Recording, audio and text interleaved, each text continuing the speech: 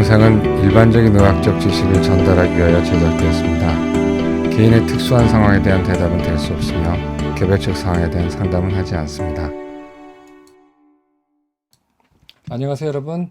닥터 조은근의 알기 쉬운 당뇨 심장병 이야기입니다. 저는 연세종근내과 대표원장 내과 전문의 조은근입니다. 오늘 아름다운 밤입니다. 날씨가 요새 한 2, 3일 계속 추운데 이제 추석도 다가오고 이제 가을로 가는 것 같아요. 가을로 가면은 이제 말도 살찌고 사람도 살찌는 계절이라 당뇨 조절에 좀 많이 좀 난감한 부분이 있는 것 같아서 오늘 당뇨에 대해서 좀 말씀을 드리겠습니다. 요즘 벌써 한 일주일 사이에 3번 물어보는 분이 있어서 그 부분에 대해서 오늘 간단히 좀 얘기를 드리려고 그러는데요. 당은 달 조절이 잘 돼요. 근데 공복 혈당만 높아요. 그래서 당뇨 아닌 사람도 그렇고 당뇨 전 단계로 조절 중인 사람도 그렇고 당뇨병이 조절이 잘 되는 사람인데 당화혈색소는 좋단 말이에요. 그런데 공복 혈당만 막 140, 150 나온다고 걱정하는 분들이 많아요.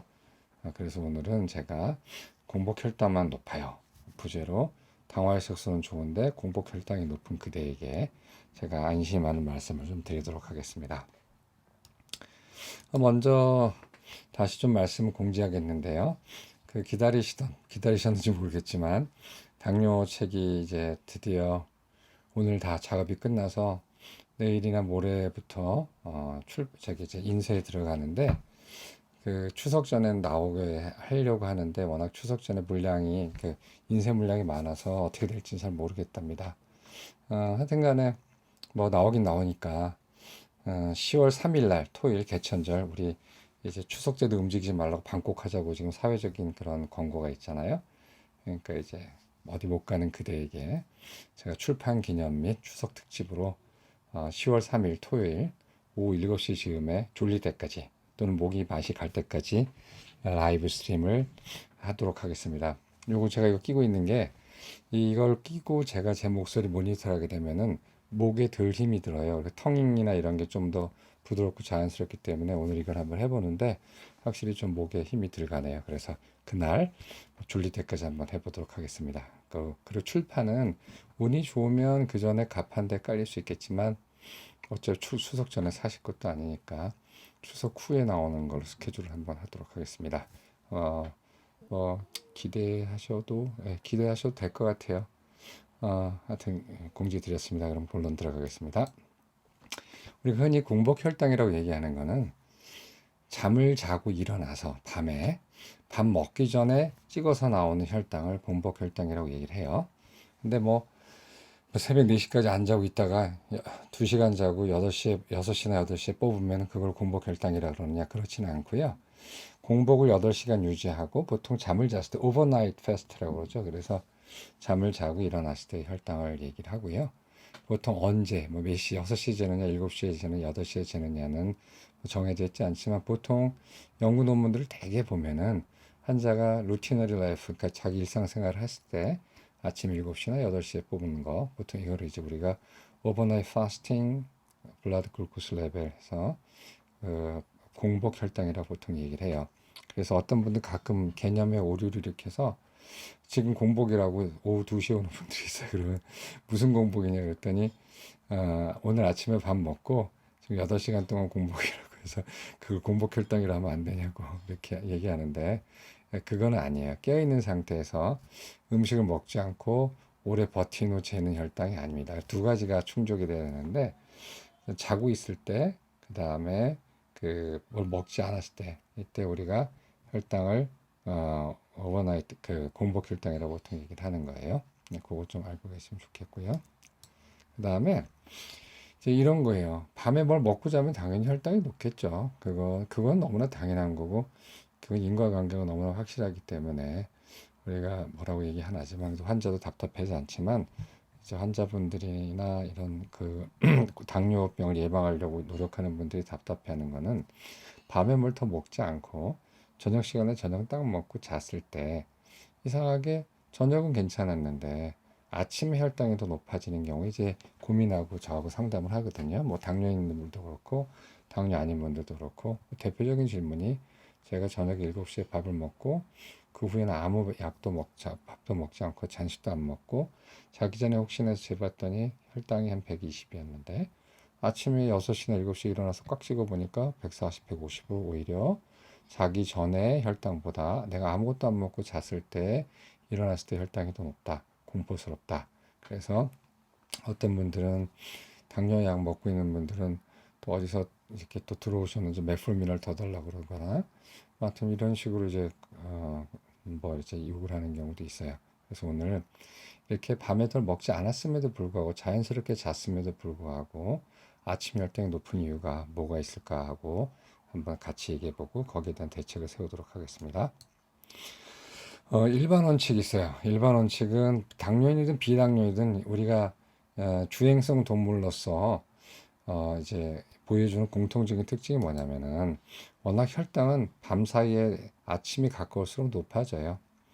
이게 이제 야행성은 거꾸로예요. 야행성은 거꾸로인데 낮 혈당은 아침에 일어났을 때 이제 높아졌다가 점점 이게 생리적인 거, 뭘 특별히 더 먹지 않았을 때 이렇게 오다가 밤 시간대에서 줄어들다가 점점 오버나이트 새벽에 점점 이렇게 당이 올라가서 아침 나절 되면 좀 올라가는 게 정상입니다.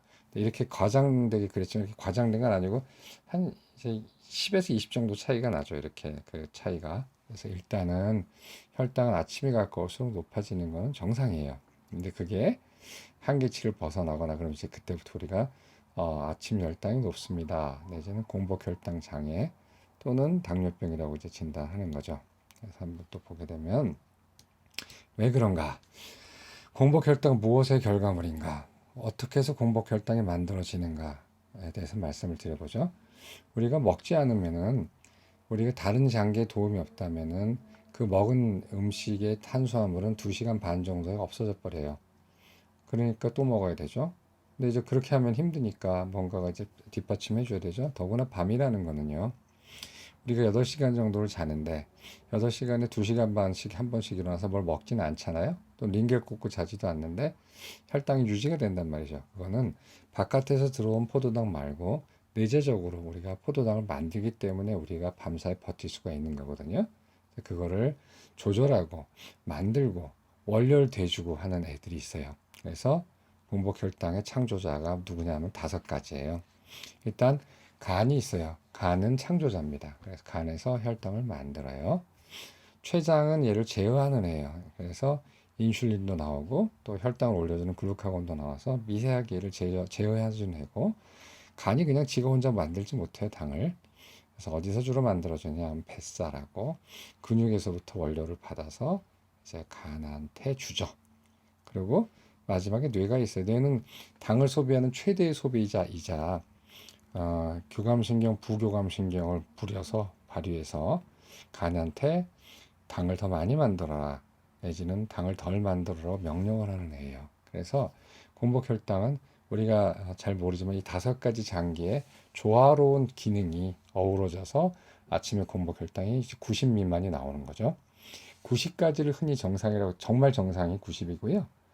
이제 100을 넘으면 우리가 당뇨병 전 단계라고 얘기를 하는데 사실 학문적으로는 90이 넘게 되면은 인슐린 저항성이 생겼다고 얘기하지만 그거를 이상하다고 환자한테 뭐라고 경고하진 않는 게 너무나 많은 사람이 현대에서는 인슐린 저항성이 생기기 때문에 대부분 환자 예비군으로 만드는 셈이 되거든요. 그래서 어떤 공공정책, 공중보건정책에 있어서는 너무나 많은 사람에게 과도하게 겁을 줘서 환자로 만들지 않는 것과 또 너무 느슨하게 해서 나중에 그 사람들이 경고를 받았으면은 병이 안 됐을 사람이 병이 되는 이 2가지 느슨함, 이 갭을 갖다가 정하는 거거든요. 그래서 그게 실용적이면서도 학문적인 걸 만족시키는 기준이 100mg/dl예요. 지금 혈당이. 그러나 실제로 학문적으로는 90mg/dl 이상 넘게 되면 조금은 조심하셔야 된다는 건데 또 이 이야기 듣고 또 아이고 놀라 할까봐 하여튼 너무 놀라지 마시고요. 항상 저희 당뇨병 환자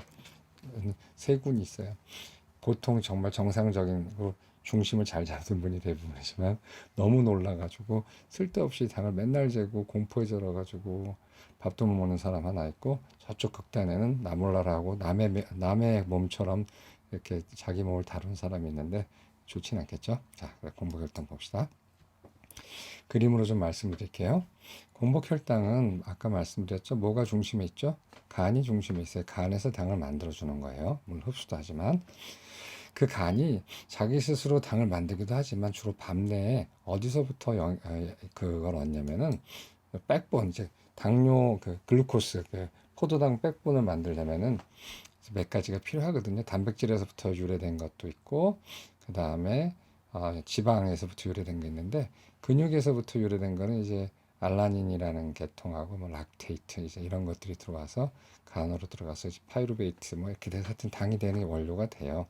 그 다음에 뱃살이 있죠. 뱃살이 이제 있는데 뱃살에서는 중성지방이라고 하는 트리에실글리세롤 있죠. TG, 흔히 말하는 우리가 중성지방. 얘네들이 밤에는 이게 쪼개져요. 그래서 글리세롤 하나하고 지방산 세 개. 엄밀히 말하면 글리세롤 하나, 지방산 다이에실글리세롤. 하여튼 뭐 그렇게 합시다. 하여튼 글리세롤과 지방산으로 들어가게 돼서 간에 되면은 이게 원료예요. 지방산은 당을 만드는 연료로 쓰여요. 땔감이고 이제 글리세롤이나 알라닌 같은 걸로 이제 당을 만들기 시작해서 밤내 포도당을 이렇게 이쪽으로 이제 공급해 주고요. 무한정 만들면 안 되잖아요. 그렇다고 너무 적게 만들어도 안 되잖아요. 그 레벨을 정하는 게 췌장이 정해주는 거예요. 그래서 췌장이 이렇게 있으면 췌장은 인슐린을 분비하고 인슐린은 억제예요.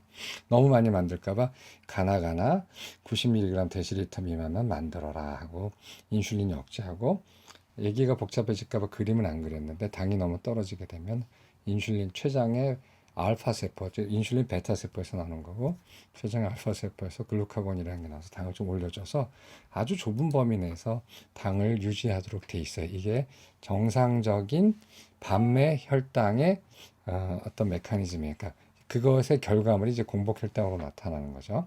밤내 이런 식으로 이제 당이 유지가 되는 겁니다. 그런데 문제가 생기면 이제 혈당이 올라가죠. 한번 볼까요? 자, 신경을 많이 쓰거나 각성이 되면 어떤 일이 생기냐면 아까 똑같죠? 근육에서 알라닌, 뱃살에서 글리세롤과 지방산, 그다음에 포도당 이렇게 해가지고 인슐린과 글루카곤이 제어를 해주는데 신경을 많이 쓰거나 뭐 예를 들어서 돈 문제, 가족 문제, 그다음에 뭐 남자 문제, 여자 문제, 직장 문제 등으로 잠을 자긴 하는데 굉장히 불안하게 자고 잠이 깊지 않고 각성이 돼 있고 그다음에 또 하나 뭐가 있죠?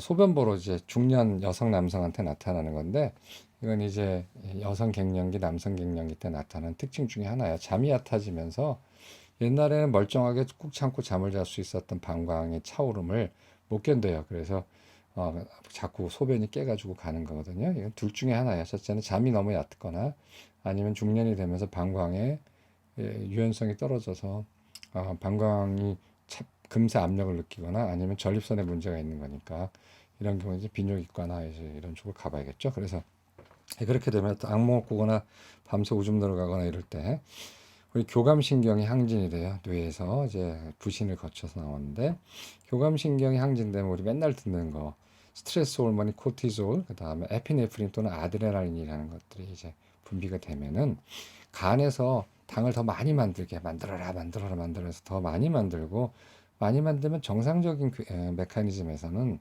췌장에서 인슐린이 나와서 얘를 억제할 텐데 교감신경은 췌장에서 인슐린이 나오는 걸 억제해요. 그게 정상적인 반응이에요.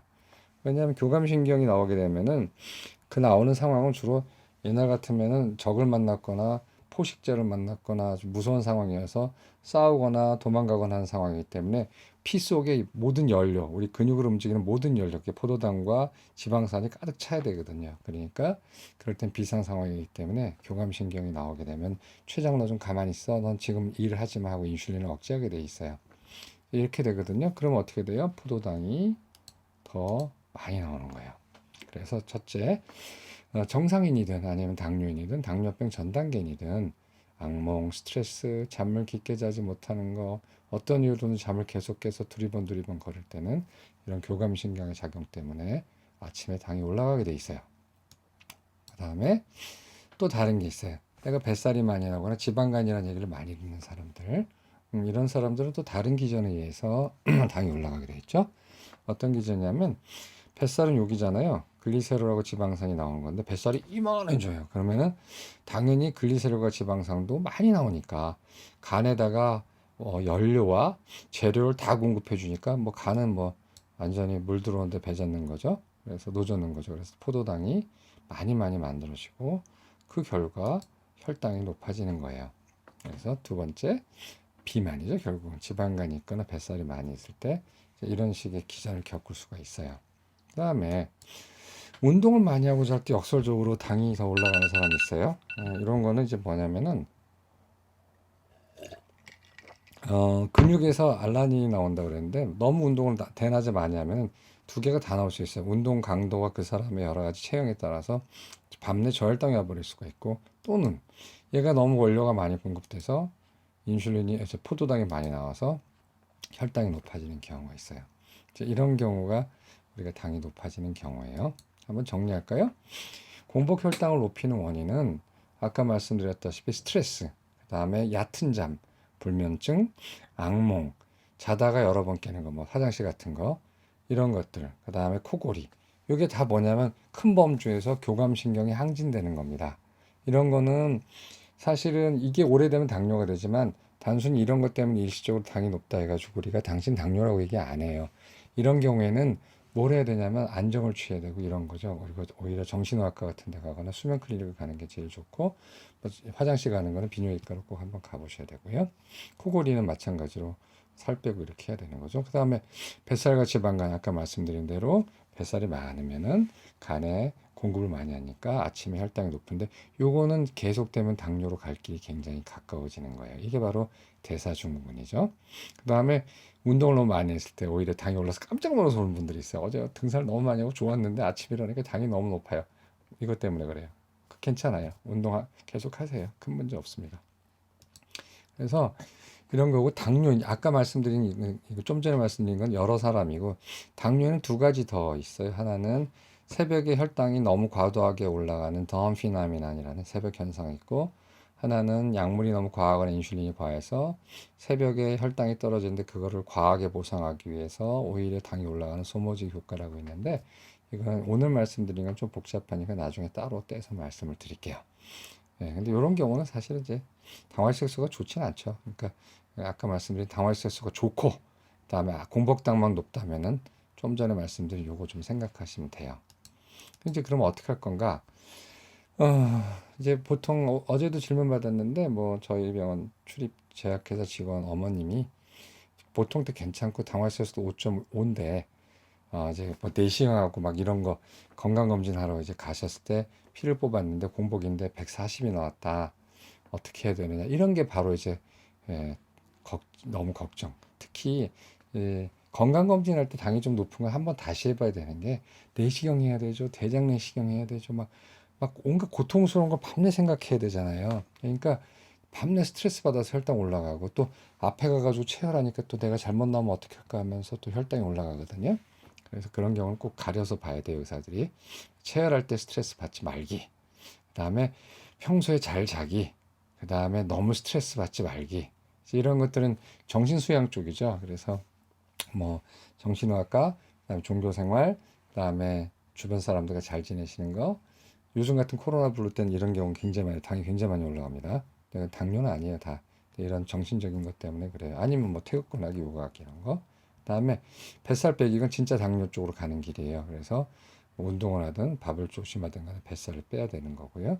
이건 너무나 당연한 거지만 밤에 간식하고 야식하지 않기가 되겠습니다. 정리하면 당화혈색소는 괜찮은데 아침당이 높아요. 대부분 잠잘 때 여러 가지 일이 일어나는 거죠. 너무 스트레스 받거나 뱃살이거나 아니면 운동을 너무 많이 했을 때입니다. 이거 좀 기억하셨다가 하시고 꼭 공복 혈당 높은 분이 당뇨는 아니니까 너무 걱정하지 않도록 하시고요. 자, 그다음에 요거는 가을이잖아요. 그래서 페이스북 저기 페이스북 친구들한테는 다 저기 말씀을 드렸는데 브라함스 바이올린 소나타 3번 좀 들어보세요. 너무 오늘 같은 날에 좀 어울리는 그런 건데 시게티하고 호로조프스키가 연주하는 건데 전체 4악장인데요. 2악장만 유튜브 이따 연결해 놓을 테니까 한번 4분짜리거든요. 듣고 좀 어떤 가을의 감상에 빠지시면 어떨까 생각합니다. 오늘 여기까지 하겠습니다. 감사합니다.